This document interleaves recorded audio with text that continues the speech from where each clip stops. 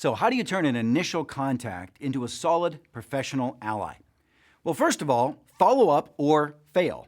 That's my motto for any of this.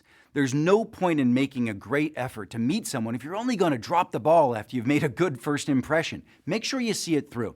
It is absolutely hard for me to believe that in a world like today, so competitive, that people don't follow up.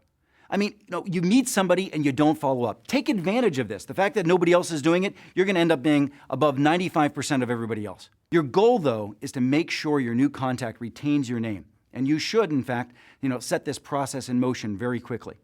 Take between 12 and 24 hours.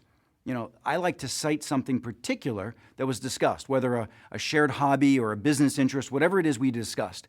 It's a good mental reminder for somebody as to who I am.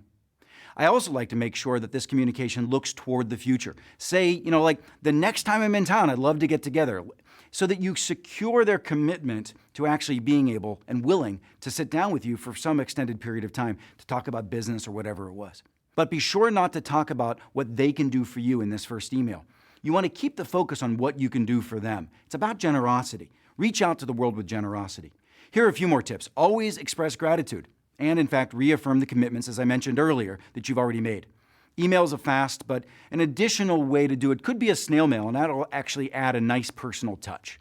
And don't forget to follow up with someone who has actually acted as a go-between. If somebody introduced you to this individual, express your appreciation to them and let them know how much you really appreciate it and that the conversation went well.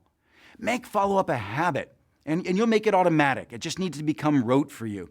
You'll seem all the more memorable for actually having reached out in the first place.